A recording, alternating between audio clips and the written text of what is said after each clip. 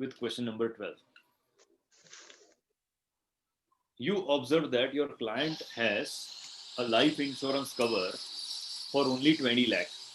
He tells you that living expenses for the future 30 years for his family must be insured along with his essential goal of medical, higher education of son and daughter.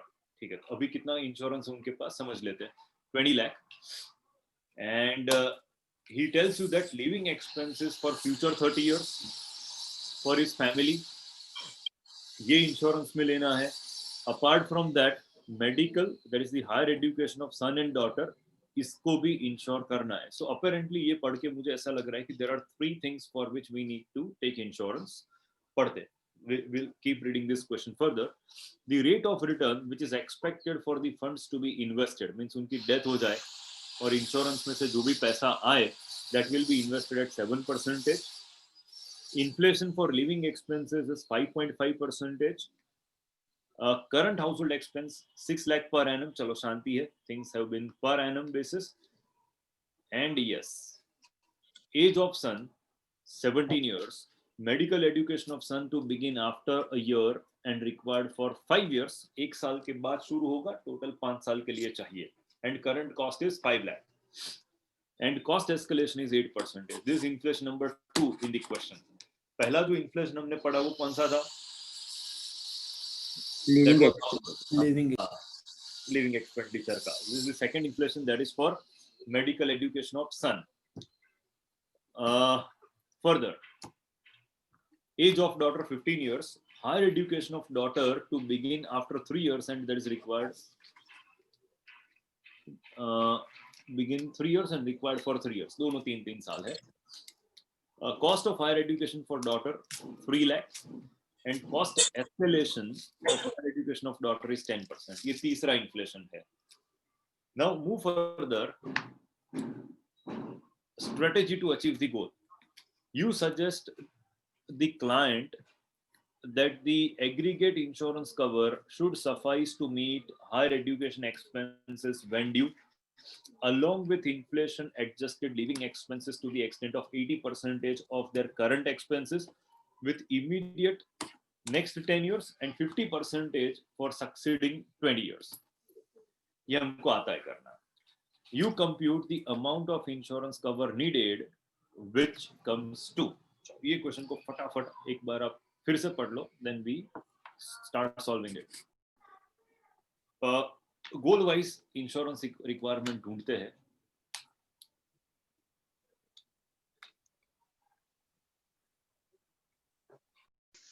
First we focus on household expenses, living expenses का जो गोल है.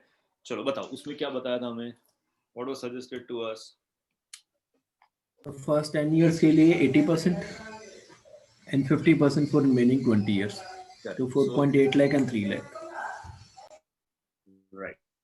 इसका अगर time line देखो 10 साल तक 80% और उसके बाद में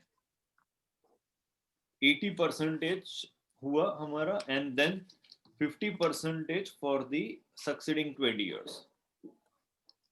अब ये 50% कौन से एक्सपेंडिचर के? That is the interesting question to be answered. 80% के बाद के 50% या ओरिजिनल यहाँ पर जो थे उसके 50%? ओरिजिनल जो है उसके 50%. यस, बिकॉज डिफरेंस होता है.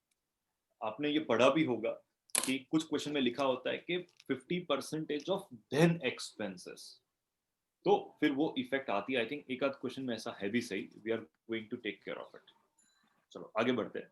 And this question has couple of rates. चलो इसका इन्फ्लेशन कितना है? 5.5%. And investment rate 7%. 7%. Right, so I've got the constant rates throughout the question. So अब ये इजीली हो पाएगा. और प्रैक्टिकली भी आपको एग्जाम में इंश्योरेंस प्लानिंग के क्वेश्चन ऐसे ही मिलेंगे, आसान मिलेंगे. एंड टेक माय वर्ड्स, इसके मार्क्स नहीं जाने चाहिए. कुछ भी हो जाए इंश्योरेंस में तो पूरे मार्क आने ही चाहिए. ये हमको बचा लेगा. ऐसा टॉपिक है. चलो we start. CF0 cash flow से ही कर सकते हैं बिकॉज कांस्टेंट रेट है थ्रू आउट द पीरियड, 80% ले लेते हैं. सो चलो मैं लिखता हूँ पूरे 6 लाख का 80%.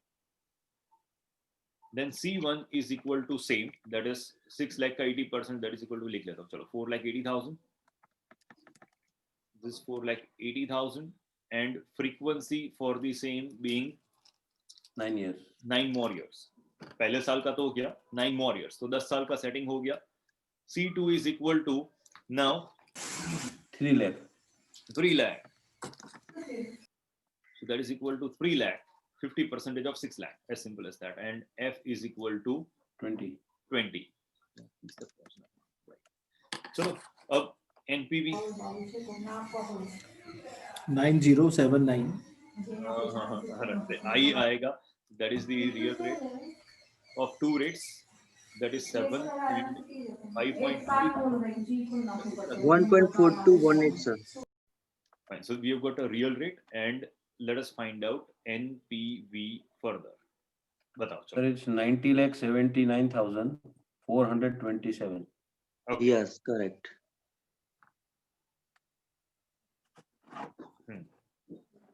Anybody और कुछ answer? True, sir. So answer is 90 lakh 79,000. and 427.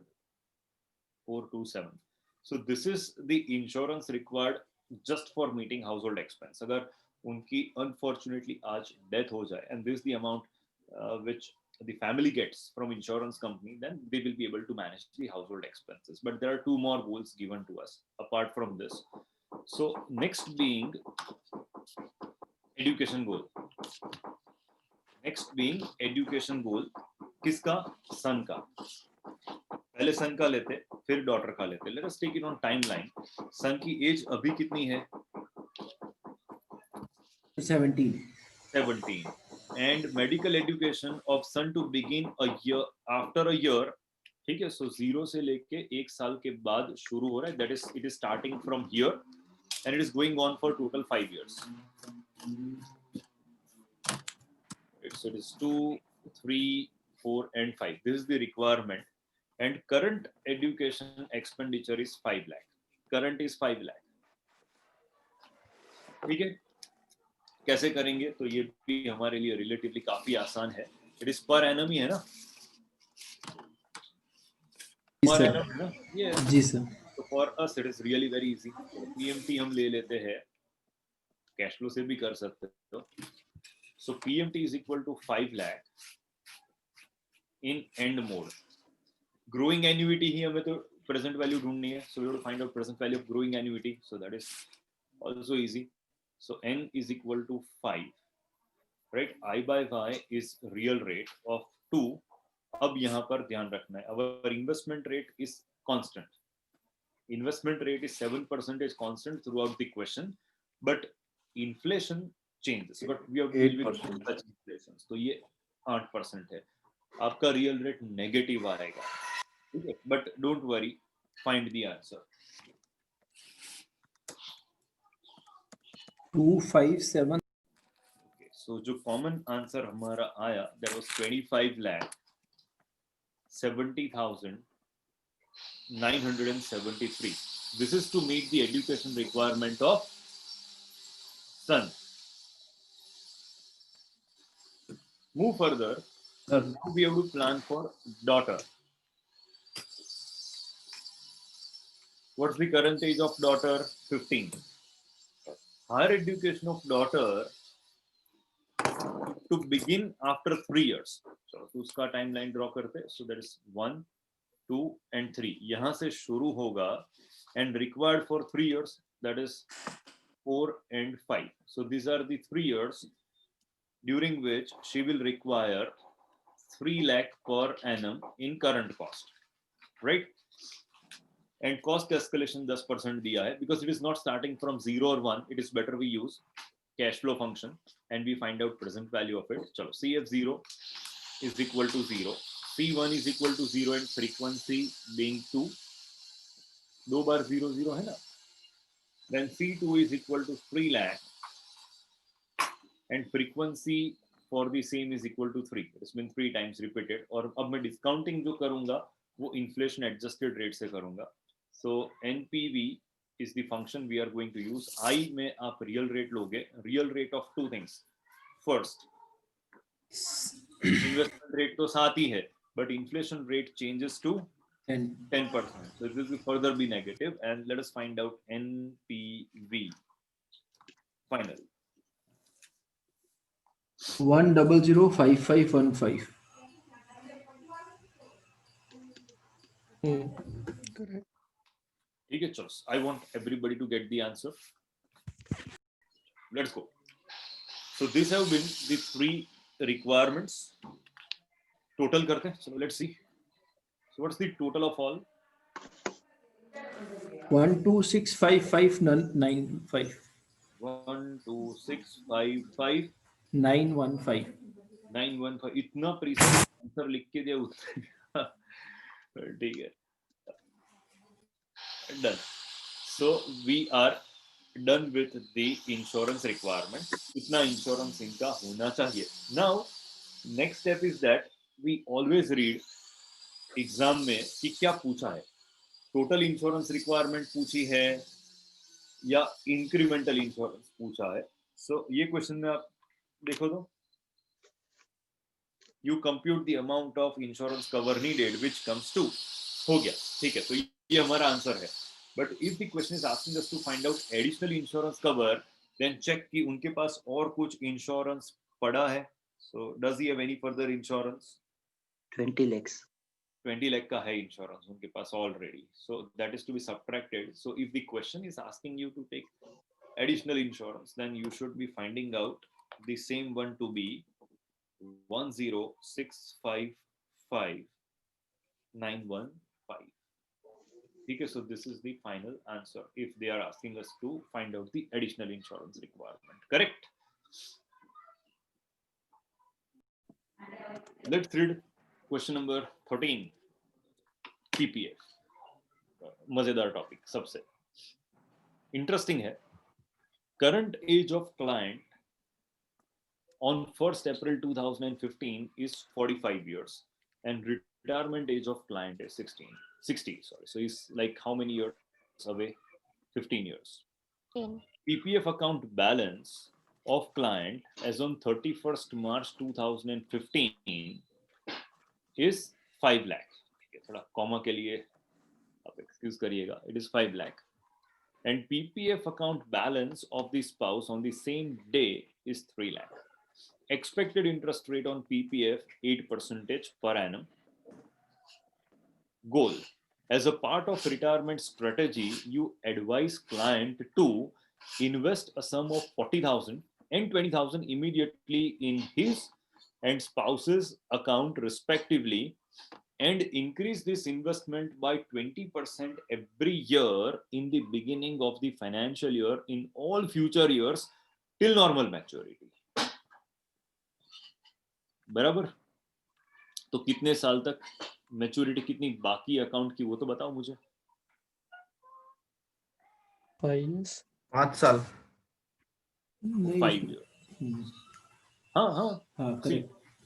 2015 and 2020. You advise to extend the respective account for 2 terms of 5 years each beyond the normal maturity by contributing maximum permissible amount in both the accounts. Find the combined corpus of accounts when the client retires.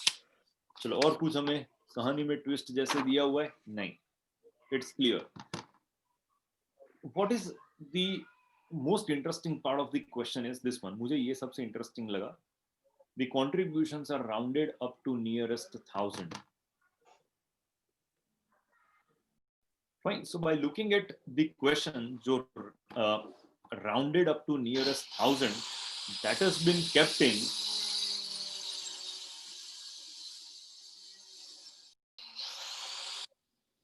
So that has been kept in to ensure that we don't use growing annuity formula. अरे फिर से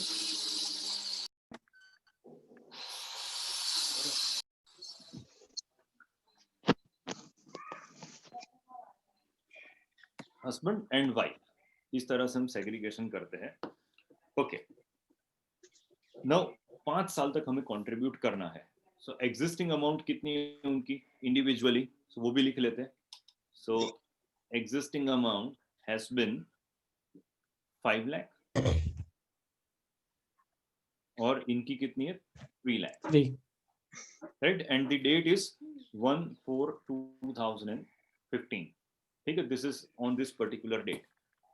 अब यहां से immediately investment शुरू करेंगे। So as a part of retirement strategy you advise client to invest 40,000 20,000 immediately. सो अब हम लिखते हैं 1/4/2015, फर्दर इन्वेस्टमेंट कितना हो रहा है इनका 40,000 एंड इनका 20,000। फिर 1/4/2016, चलो कितना इन्वेस्टमेंट होगा 20%. यस 48,000. 48,000, 20% बढ़ाएंगे तो 48,000 और इनका होगा 24,000। देन 1/4/2017, मुझे तो मैन्युअली हो जाए ऐसा ही था, अब हमको गिनना पड़ेगा। अब बताओ 48,000 फर्दर इंक्रीज बाय 20%। 57,600 है तो इसको 58 कर देंगे। हाँ, कितना आ रहा है 57,600। हाँ 57,600, दैट इज राउंडेड टू 58,000। 58,000 और इनका 24 में ही बढ़ाइएगा। हाँ 28,800 तो 29,000 हो गया। बट अब सर नेक्स्ट 58,000 पर लेना है कि 57,600 राउंड फिगर वाले अमाउंट क्लियरली लिखा हुआ है increasing this investment by 20% every year. That means जो प्रीवियस ईयर में इन्वेस्टमेंट हुआ था उसमें 20% हम बढ़ाएंगे। तो 17 में तो हमने 58,000 इन्वेस्ट किया, तो उसी पे 20% बढ़ाएंगे ना।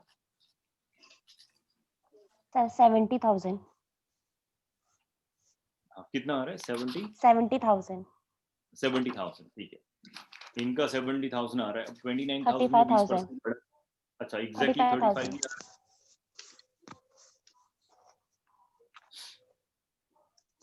ठीक है, 4 हो गए और एक बाकी।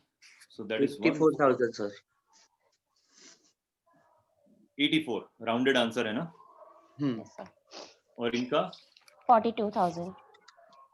42,000। चलो, सो यहाँ तक तो हमारा पूरा अरेंजमेंट हो गया। It is all done. Now we have to find out, क्योंकि अब मैच्योरिटी तक तो पहुंच गए, so we have to find out the balance on 1/4/2020. Now tell me, how do we find out? हम मैन्युअली करते। See this, how do I do this? पहले my methodology is that I'll find out NPV. That means I'll find out present value of all the investments, and then I'll find out future value of investments if we are doing using financial calculator.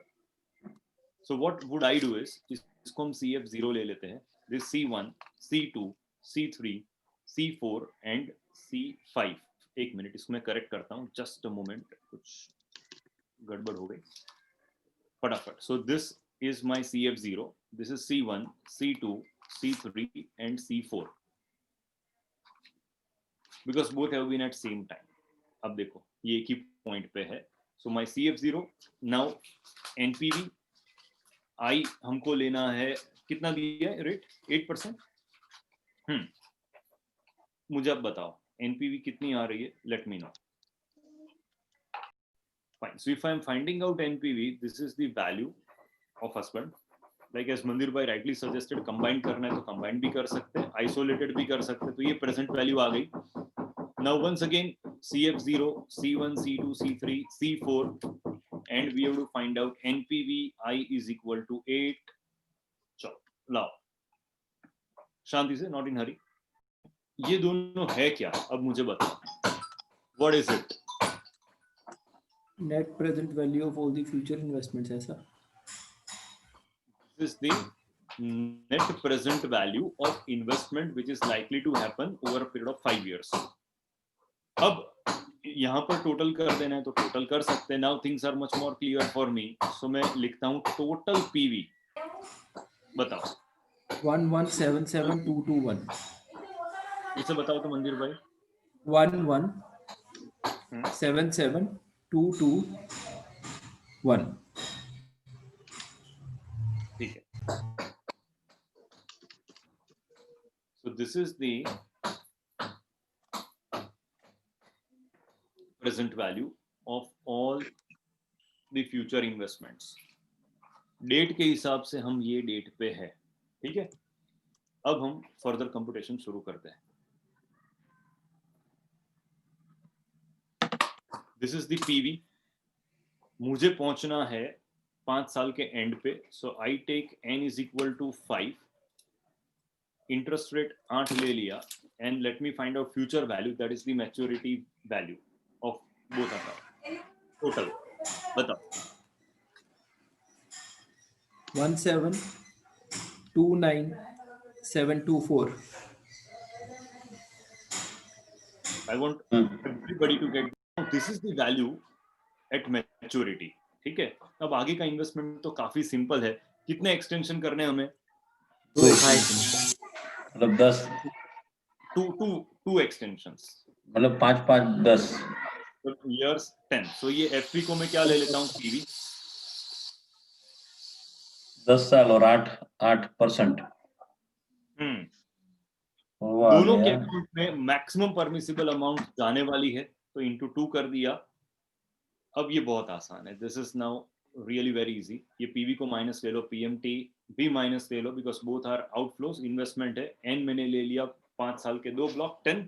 And let us find out future value and let me know. 427. मंदिर भाई क्या कर रहे हो? 8427995. 995 starting में 8 है.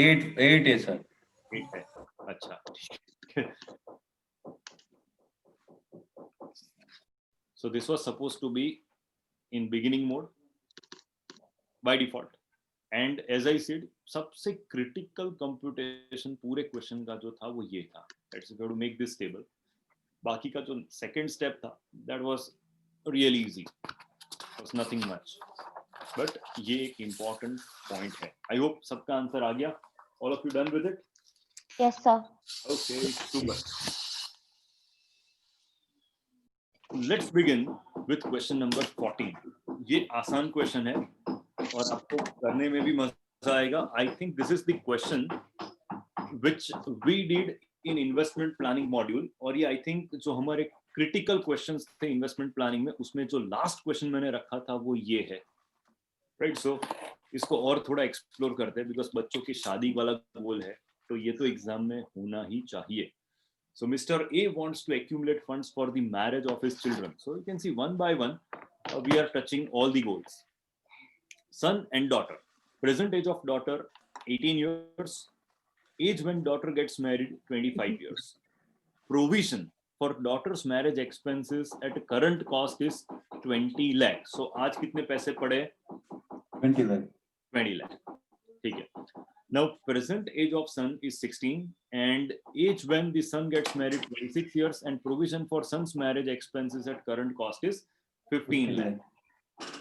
ये part भी हो गया. अब cost of escalation of marriage expenses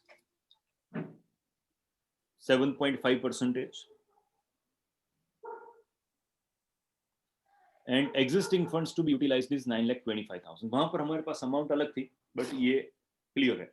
अच्छा, अब हमने जो क्वेश्चन पढ़ा उसमें सिर्फ provision for daughters marriage expenses at current cost 20 lakh. तो इसका मीनिंग क्या था मुझे बताओ. और सेम सेंटेंस यूज किया सन के लिए भी. सो ये प्रोविजन का मीनिंग क्या था? ऑलरेडी हमारा expenses, sir.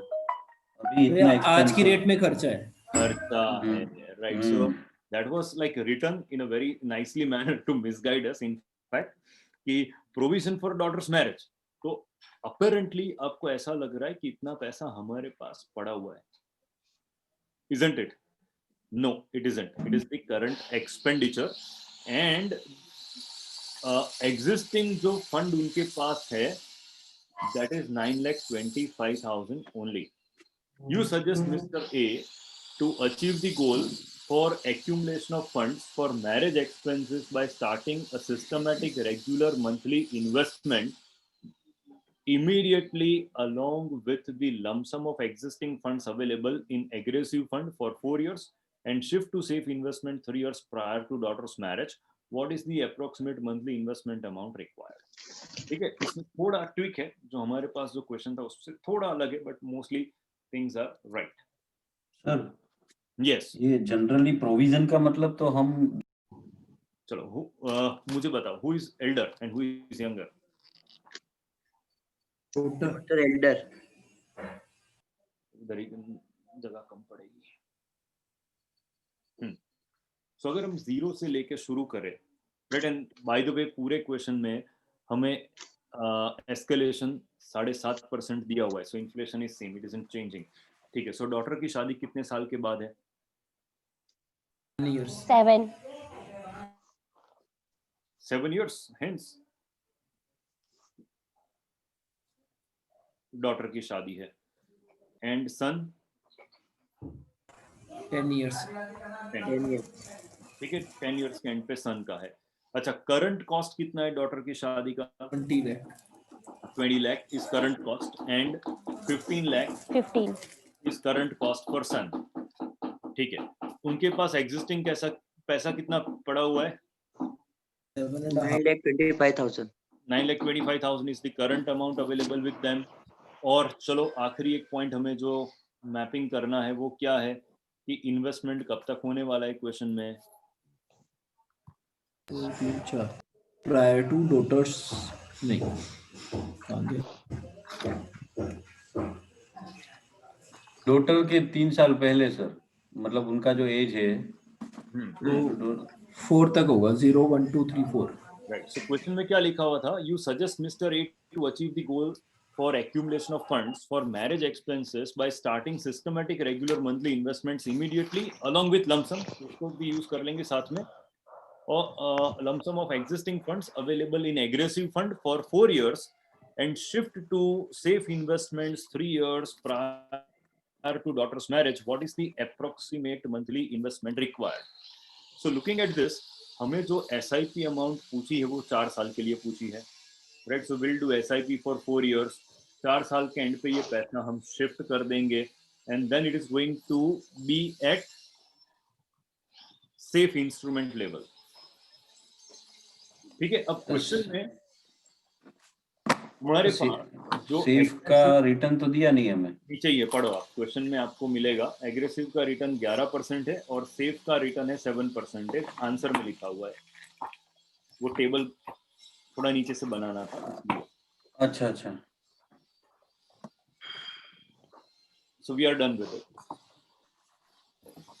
Aggressive 11%, safe का 7% है. ठीक है, तो सबसे पहले मुझे ये आइडेंटिफाई करना है वंस अगेन कि मेरा SIP पीरियड कितना है. How much is my SIP period? So SIP period 4 साल का है क्वेश्चन में, राइट. उसके बाद सेफ में इन्वेस्ट हो जाएगा पैसा. फाइन. तो सबसे पहले late us find out the corpus. Late us find out the corpus. अब कहाँ पे कॉर्पस ढूंढना है हमें? ये क्वेश्चन को मैन्युअली करना पड़ेगा. So let us find out estimated marriage expenses of daughter. So PV is equal to 20 lakh. Sir cash flow से एनपीवी नहीं करेंगे इसमें? दो रेट है ना मंदिर भाई. अच्छा हाँ. N is equal to 7. I by Y inflation is 7.5%, and let us find out FV. Sir, 3318,098. ये डॉटर के लिए चाहिए. ठीक है, सन के लिए. अच्छा, अब यहाँ मुझे इन्वेस्टमेंट कहाँ तक करना है? ये हमारे पास डेटा पड़ा ही है तो इसको इरेज नहीं करते. वी हैव रीच्ड हियर 7 साल के एंड पे. अब मेरा जो इन्वेस्टमेंट कब तक करना है? मुझे यहाँ तक करना है ना. तो इसको चलो मैं 3 साल रिवर्स में ला ही देता हूँ. तो मुझे कॉर्पस में यहाँ पर ढूंढ रहा हूँ. What should be the corpus available at the end of 4th year में ढूंढ रहा हूँ, जिससे नेक्स्ट स्टेप में सीधा मैं उसको FV करके PMT ढूंढ सकूं. So this has been taken as FV. N is equal to 3 years और मेरा डिस्काउंट रेट कितना है सेफ का? 7% जो मैंने लिखा. And let us find out PV. ये बहुत आसान क्वेश्चन है. इसको थोड़ा 2708556. Great. So this is the corpus needed at 4. आप corpus 7th पे भी ढूंढ के फिर total को भी 4th पे ला सकते हो. It is your wish. आप कैसे भी लाओ. Like you can find out corpus here, right? And फिर उसको 3 साल backwards लेके आओ तो भी चलेगा. Understandable है. मैं थोड़ा short में कर रहा हूँ. चलो अब PV is equal to 15 lakh. N is equal to कितना लेना है? 10 साल. 10. Inflation at 7.5% and let us find out FV. 3091547.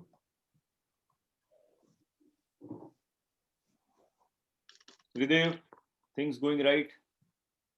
Yes, sir, doing along, sir. Okay. And this should be taken as FV. N is equal to कितने साल reverse आना है? 6 साल है ना? 10 से 4th के end पे. I by Y is equal to 7 and let us find out PV. 2060028. 2060. फिर से 028. Correct. यहाँ तक सबका आंसर आ गया. I'm waiting. सर अभी रिटायरमेंट किसी का बाकी है? Yes. बिरजू भाई. ओके चलो आगे बढ़ते हैं. Now tell me the total amount required, total corpus या तो requirement at the end of 4th year.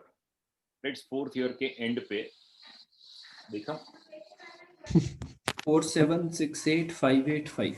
47685. 585. So this is the requirement at the end of 4th year. इतना होना चाहिए. Now things have been really very easy for us. फिर एक दो आपको interesting point में ये क्वेश्चन के हाईलाइट करता हूँ कि what can be the tweak. But अभी तो फिलहाल इसको मैं सीधा FV ले लेता हूँ. N is equal to 48. I by Y कितना है हमारा? 11 का मंथली. PV भूलना नहीं है. ये क्वेश्चन में पहली बार में जो गलती हो जाए वो यही है कि PV लेना हम भूल गए. So this minus PV and we have to find out PMT. ढूंढो. And those who are using C by Y, P by Y, चलो उनके लिए पहली बार मैं लिख रहा हूँ. So P by Y should be 12 and C by Y should be 1. बाकी सब कुछ. Sir, 56 to 31. हाँ. Sir, I by Y will be differ, not 11. P by Y, C by Y के लिए मैंने लिखा था. अब इसको मैं MNR से करता हूं तो MNR ऑफ 11 लेना पड़ेगा. अगर मैं P by Y, C by Y कर रहा हूं तो मुझे I by Y पूरा 11 लेना पड़ेगा. Do this, find the answer. Let's do it.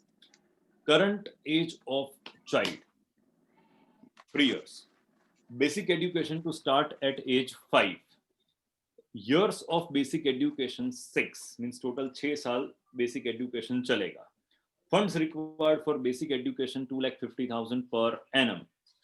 Secondary education to start at age 11. Years of secondary education 6. Funds required for secondary education 4 lakh. Higher education to start at age 17. Lump sum required for higher education 30 lakh. Lump sum है. Cost escalation for all education expenses 8%, returns expected from debt scheme 7%, return expected from equity scheme 11%. तो on an average एक segregation हमारे पास हो गया. 6 साल का basic education, 6 साल का secondary education and higher education के लिए हमें लमसम चाहिए. गोल as a tax efficient strategy to meet entire education expense, a debt fund and equity fund is started today with initial investment of 5 lakh each. So एक चीज clear हुई कि ये जो गोल है हमारा उसके लिए 5 लाख रुपए हम इंडिपेंडेंटली इक्विटी और डेट में इन्वेस्ट कर रहे हैं. Different SIPs are also started immediately. In debt fund for 4 years and for equity fund 10 years. तो ये जो हमारे गोल्स है अचीव करने के लिए हम 4 साल डेट में एसआईपी करेंगे, 10 साल इक्विटी फंड में एसआईपी करेंगे. Debt fund is used to meet entire basic education expense. The debt fund is also used to meet the yearly expenses of secondary education and higher education from lump sum amount switched at certain intervals from equity fund in the following manner. First, at the age of 8 years to meet secondary education expenses from age 11 to 13. Second, at age 11 to meet the secondary education expenses from 14 to 16. तीसरा, अब equity fund में से हम date में तीसरी बार कब withdraw करेंगे? At age 14 to meet the higher education expenses. The expenses due in a year are withdrawn in the beginning. What should be the amount of monthly SIPs in debt and equity fund today? कैसा लगा? Primary impression तो ऐसा है कि कुछ ज्यादा समझ में नहीं आया. ये डेट फंड का प्लान क्या है, इक्विटी को हम कैसे यूज करने वाले हैं. So it is quite a complex situation. आप एक बार पढ़ लो, फिर मैं आपको समझाना शुरू करता हूँ ये question. After 2 years the basic education would start. ये क्लियर हो गया. And basic education is going to go on for total how many years? 6 years. Then उसके बाद उसकी एज 11 हो जाए, वहां से उसका सेकेंडरी एजुकेशन शुरू हो रहा है. That is also going to go on for 6 years. And then higher education start at age 17. तो वो तो पहले हमें टाइम लाइन पे प्रॉपरली सेट करना पड़ेगा, कब से कब शुरू हो रहा है and what have been the per annum requirement.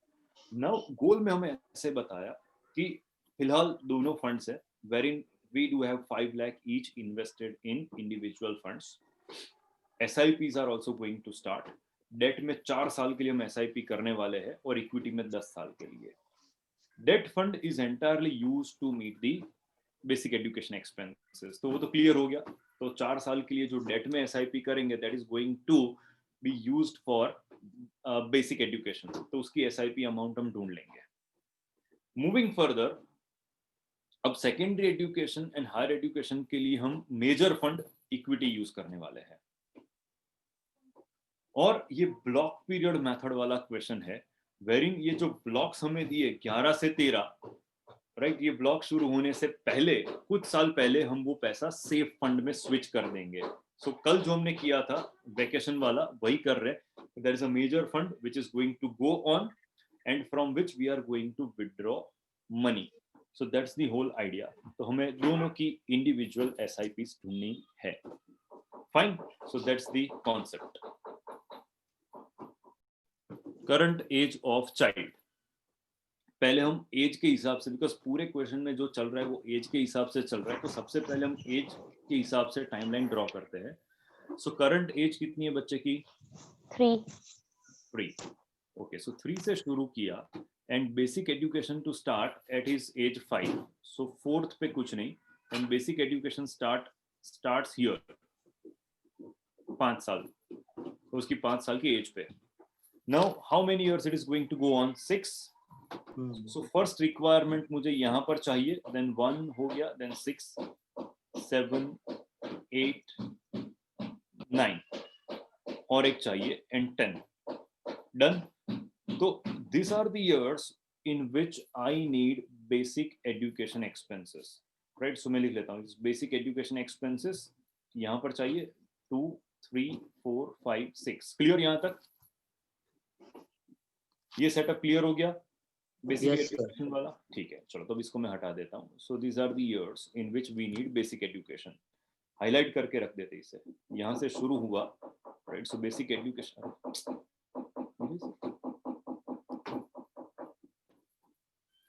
ठीक है. सो यहाँ से बेसिक एजुकेशन शुरू हुआ और यहाँ पर खत्म हो गया. विड्रॉबल, हाँ, रिक्वायरमेंट उसके लिए. अब उसकी एज 11th ईयर से कौन सा शुरू हो रहा है? Secondary education.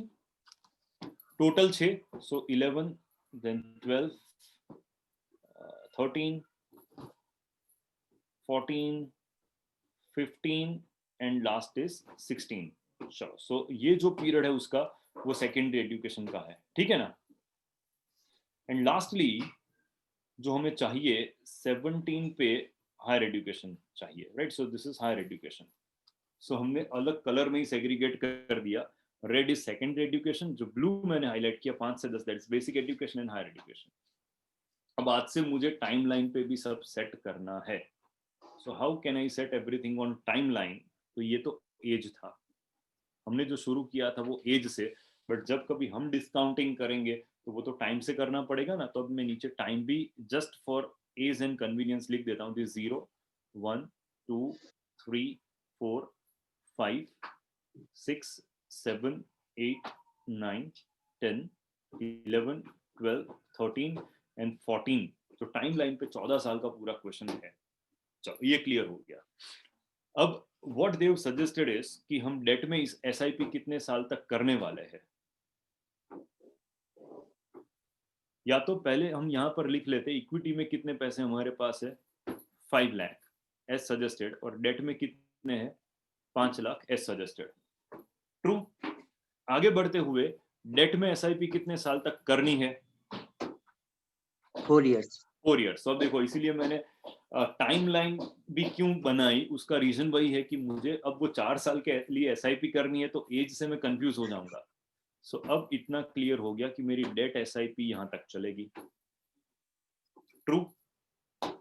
So one thing is clear कि मेरा यहां से बेसिक एजुकेशन का विड्रॉवल शुरू हो गया है एंड एसआईपी स्टिल ऑन. तो ये तो ओवरलैपिंग कॉन्सेप्ट हुआ. सो मुझे फिर से वही कॉन्सेप्ट पे जाना पड़ेगा, that present value of withdrawal is equal to present value of withdrawal is equal to present value of investment. Investments. ठीक है. और दूसरा इन्वेस्टमेंट मैं सेम कलर में ही ड्रॉ कर रहा हूँ. दिस इज लिख लेते हैं, this is debt SIP and another goes on, that is for quite long यहां तक. This is equity SIP. अब इक्विटी एसआईपी हम करेंगे नो डाउट. फिर उसके बाद देखो हमारे रिक्वायरमेंट तो काफी टाइम तक है. So then it is that accumulation will go on, it will remain and we are going to switch some money from equity fund. ये पूरा स्ट्रक्चर हुआ. चलो और कुछ इंपॉर्टेंटली हमें देखना बाकी हो तो यस, कॉस्टिंग देख हमें लिखनी एक बार. Let us also list down the expenses. Costing लिख लेते हैं. सो बेसिक एजुकेशन का पर एनम खर्चा कितना है 2.5. Yes it is 2.5 lakh. चलो फिर सेकेंडरी का 4 4 lakhs. लाख और उसका सीधा 30 लाख लमसम दिया हुआ है. चलो अब मेरे लिए और कुछ like if you are finding something which we are missing on the timeline for basic education.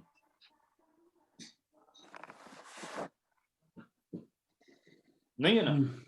ठीक है. और क्वेश्चन में ऐसे लिखा हुआ है कि डेट फंड की एसआईपी जो हम करेंगे वो एक्सक्लूसिवली बेसिक एजुकेशन के लिए ही करेंगे. एंड देन इक्विटी जो हो रहा है that is going to be used for other education like secondary and higher education. अब इसको पूरा एग्जीक्यूट करते हैं. Let us work on this basic education first, फिर बाकी का ड्राइंग भी हम इसमें करेंगे. सो फर्स्ट मुझे ढूंढना होगा the present value of all the requirements basic education के लिए. चलो तो हम स्टार्ट करते हैं बेसिक एजुकेशन के लिए. विच स्टार्ट्स टाइमलाइन पे कब से शुरू हो रहा है? आज से eight the end of second year. When does it start? हाँ सर, सेकंड से स्टार्ट होगा.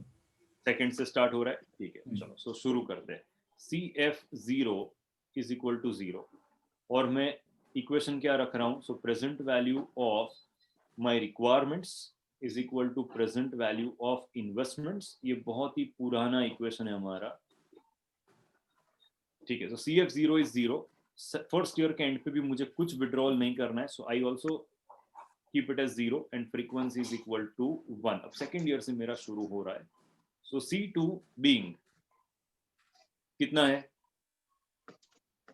खर्चा? 2.5. Yes, 2.5 lakh. So 2,50,000 and frequency being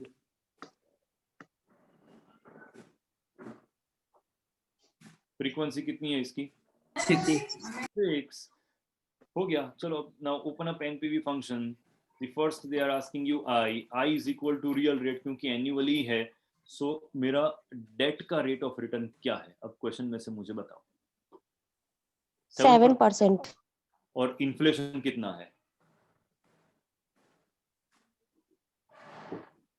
8%. चलो let us find out PV. 1564321. 1564321. Perfect. So now once again understand this. This is the total requirement which we found 5 lakh पड़े है. So 10,64,000 is the present value of SIP which we are going to make. बस अब तो आसान हो गया. So PV should be 10,64,321. N is equal to कितने साल तक करना है? 4 साल तक. 8 months. 8. I by phi is monthly nominal rate of 7%. 7%, and let us find out PMT in beginning mode, and you will get the answer. 25237. चलो आने दो, सबका आंसर आने दो. मैं लिख लेता हूँ 25237. Move further. Basic education has been taken care of. Now we have to plan for secondary education. Secondary education के लिए हर साल like in current cost terms कितने चाहिए? 4 लाख रुपए. और जो हमारा वो वैकेशन वाला जो यस्टरडे का सेशन था, बस उसी तरह से हमें यहाँ पर सब चीजें कंप्यूट करनी है. So let's read the question once again. What has been suggested is कि फर्स्ट एट हिज एज 8, तो 8 साल की एज यहाँ पर, to meet the secondary education expenses at 11 to 13. अब जो इक्विटी फंड में पैसा है उसमें से कुछ पैसा शिफ्ट हो जाएगा यहाँ से. So some money has been taken out here, right? So this is withdrawn from equity. ये withdrawal हुआ. This is going to be shifted to debt fund. This is going to be shifted to debt fund to meet the requirement for these 3 years, 11, 12 and 13. ये 3 साल की जो भी requirement है उसकी as की, सॉरी, सो उसके लिए एज 8 पे वो विड्रॉ कर ले रहा है. ठीक है. So what I do first is कि यहाँ से विड्रॉल करके हम यहाँ तक पहुंचेंगे, and this amount is sufficient enough to meet all the 3 expenses. ठीक है ना? So it is going to be sufficient to meet all the 3 expenses. That's how it goes. Done. ये मेरा पहला withdrawal हुआ. अब next हम देखें तो another is at his age 11.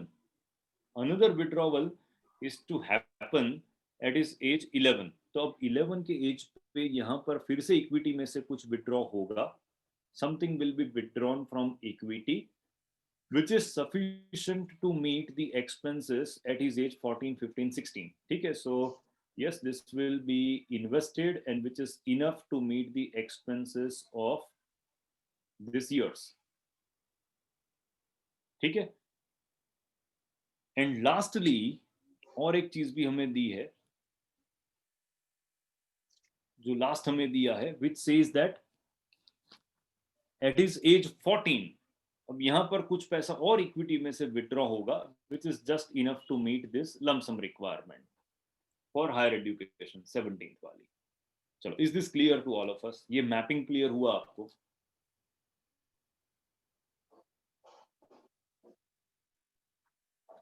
Ji sir. मुझे ढूंढना क्या है? I want to find out equity SIP. For that I have to find out amount to be withdrawn from equity, right? ये सब इक्विटी में से विड्रॉ के कहाँ पे जा रहे हैं? These are withdrawn and then invested in debt plans, है ना? ये सब के सब पैसे डेट में इन्वेस्ट हो रहे हैं, which is sufficient to meet the requirement, it's a block period method once again, और ये ब्लॉक पीरियड के क्वेश्चंस आते हैं एग्जाम में। बस टाइमलाइन पे इस तरह से मस्त ड्राइंग करते रहो, कॉन्सेप्ट अपने आप बनते जाएंगे ना। It is really easy for anybody to understand कि सबसे पहले हम क्या करेंगे कि ये 3 साल के खर्चों की प्रेजेंट वैल्यू ढूंढेंगे। सो that is the total amount required at 8। अब 8 ईयर्स के एंड पे, और 8 ईयर्स के एंड पे जो अमाउंट थी उसको 3 साल और डिस्काउंट कर देते हैं। So that will become the amount to be withdrawn from equity. Is that clear? चलो फिर से समझाता हूँ इसको। We first have to find out the expenses required at 11, 12, 13।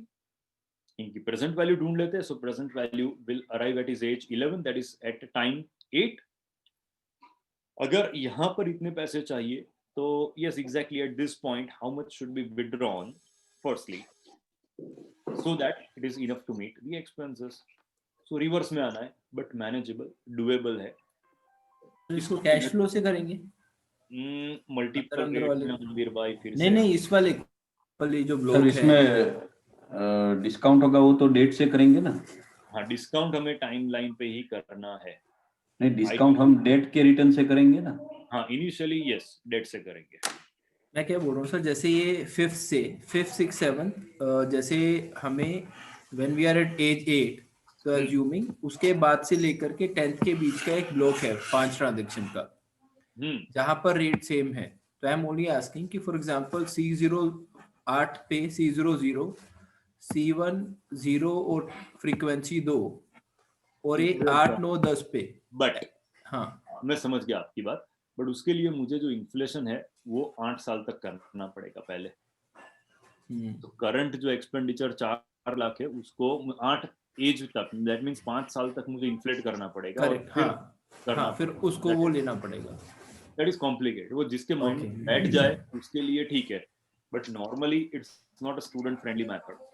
तो हाँ, तो स्टूडेंट फ्रेंडली मेथड तो यही है कि पहले 11 पे ही आ जाओ।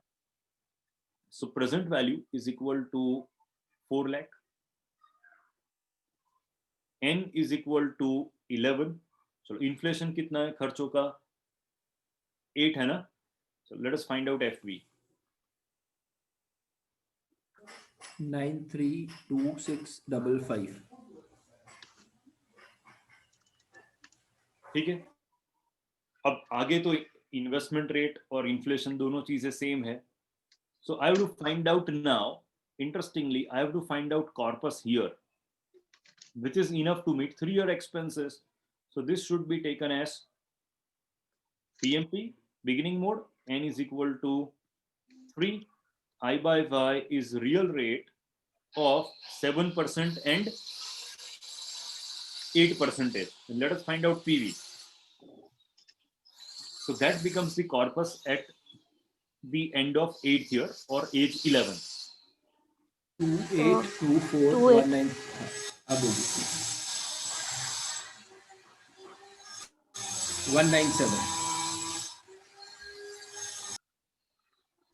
2824197, दिस इज द कॉर्पस। और मैं लिख लेता हूं टाइम लाइन पे, या टाइम लाइन से चलो एंड ऑफ लिख लेता हूं। This required at the end of 8th year, isn't it? अब मुझे कहां पर लेके आना है उसको? At the end of 5th year लेके आना है, right? So this amount is further taken as FV। कितने साल बैकवर्ड्स आना है? 8 से 5, that means 3। I by y is equal to कितना लेंगे अभी? 7 ही लेना है, and we need to find out PV.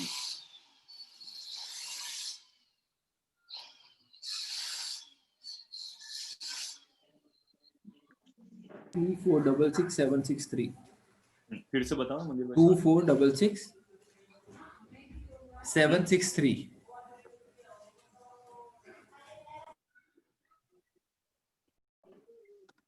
मैं बताऊं? जी सर। ये तो गलत ही आपने ढूंढा, ये भी गलत है जो आपने ढूंढा, ठीक है। अब गलती आई कहां से, ये क्वेश्चन में और एक इंटरेस्टिंग और क्रिटिकल पॉइंट है। अब मैं आपको हाईलाइट कराता हूं कि ये गलत कहां से हुआ। मैंने यहां पर बताया 8th ईयर, बट किसी को ये क्लिक नहीं हुआ कि ये 11 नहीं था, ये 8 ही था।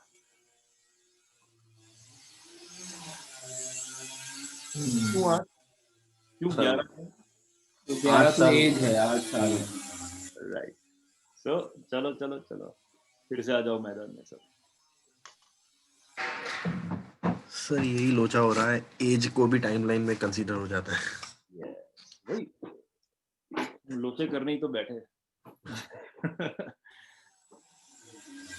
अब बताओ, पूरा आपका हो जाएगा ठीक से। चलो लेट्स 74032 372 हाँ, फिर से बताओ ना। 740 372। 372। अब आपका सब कुछ ठीक से बैठेगा। चलो अब यहाँ पर पीवी लेके आओ।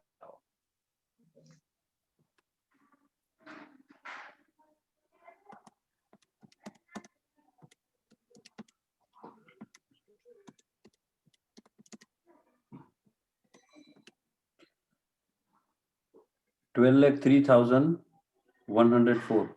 12 12,03,104।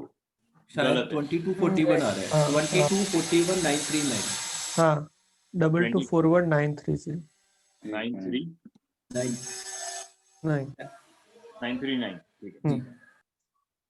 और उसको 2241,938 बराबर। Correct correct correct correct correct. चलो अब उसको फटाफट पीवी में लेके आ जाओ। 1830090 18 30090। मंदिर भाई के वहां पर भी कटिंग हो रहा है, मेरे अकेले यहाँ पे नहीं हो रहा है। कंपनी हाँ भी मैंने ले रहा बताया ना, मेरी इधर है। भी हाँ है। Right right right. साथी लेबर्स है ना, मैं ऐसे थोड़ी बोल दूंगा। चलो सो ये 1830 आंसर आ गया सबका। ओके चलो, सो ये पहला विड्रॉल हुआ। This is withdrawal number 1।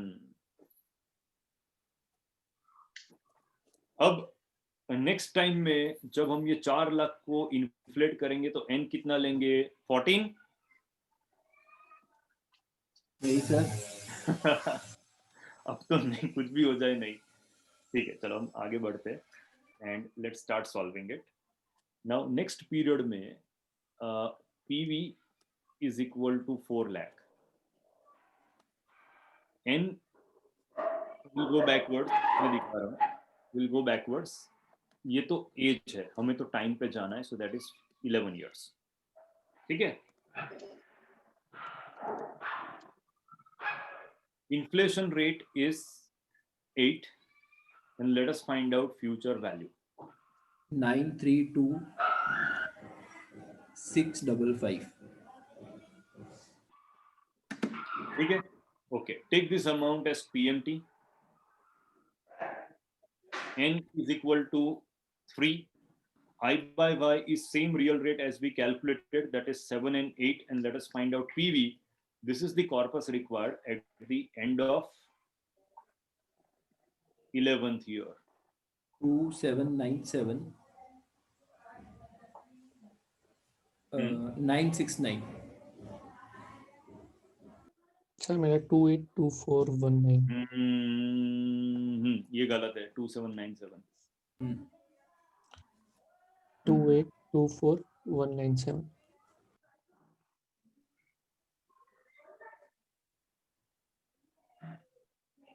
Okay, now take this amount as FV. Sir ये पीएमटी वाला बिगिनिंग में करेंगे। हाँ बिगिनिंग, वो डिफॉल्ट बिगिनिंग ही चल रहा है ना। अच्छा उन एंड में किया था उन्होंने। 2824।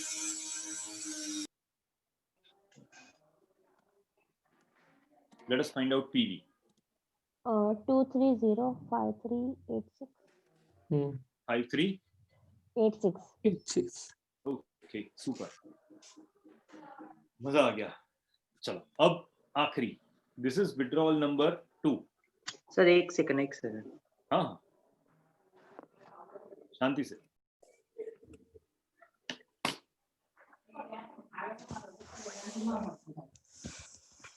Done sir.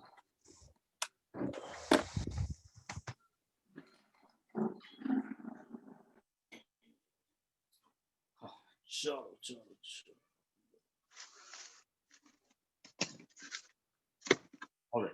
So now we have got all the 3 withdrawals with us. आ गए ना? So we have got all the 3 withdrawals with us. 1, 2, 3. अब फिर से वही equation, present value of withdrawal is equal to present value of investments. Same equation हम रखेंगे. चलो इसका सॉल्यूशन हम यहीं पे लाते हैं. So let us solve it here so that it becomes easier for us to find out. फिर PMT आप ढूंढोगे, वो मैं नहीं ढूंढूंगा. चलो पहला विड्रॉल मुझे कब चाहिए? Eight the end of 5th year, right? So CF0 is equal to 0, C1 is equal to 0 and frequency being कितनी? 4. Yes. C2 is equal to 18,30,000 and 090 and frequency is 1. C3 is 0. ठीक है? अब 6-7 को कुछ withdraw नहीं करना है. So 6-7 no withdrawals. So frequency is equal to 2. C4 is equal to withdrawal number 2.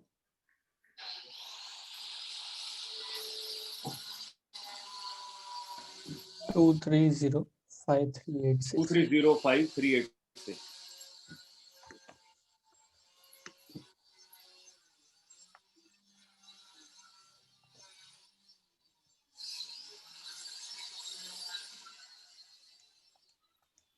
और फिर से फ्रीक्वेंसी हो जाएगी हमारी 2. ठीक है? अब C6 is withdrawal number 3. That is 7192,874.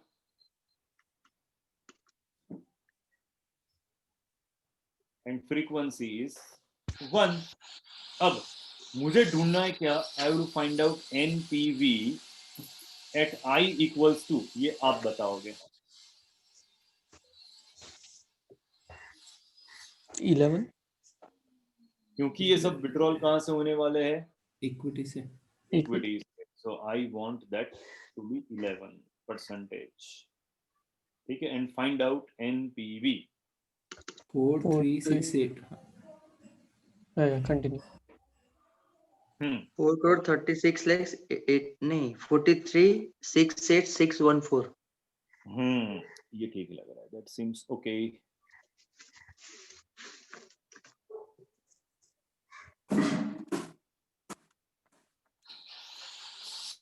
So present value of requirement is equal to बताओ 43 lakh 68,614. ओके. अब इसमें से फिर से अब एंड में यहाँ तक आने तक इतना थक जाओगे, ये 5 लाख लेने तक भूल जाओगे. करेक्ट. ये 5 लाख क्या है? What was it? जो इनिशियली ऑलरेडी है. इक्विटी में ऑलरेडी इन्वेस्टमेंट किया था वो इनिशियल. ये 5 लाख है. दम निकाल दिया ना आज. ठीक है, चलो अब इसको हम ले लेते हैं. PV N is equal to N कितना लेंगे? 120. नहीं अच्छा N. हाँ 120 बराबर है. हाँ. इतना कंफ्यूजन हो जाता है ना खुद, जो कॉन्फिडेंस ही हिल जाता है इसमें. तो Do it. 51709. अच्छा, how much is it? 51709. ठीक है.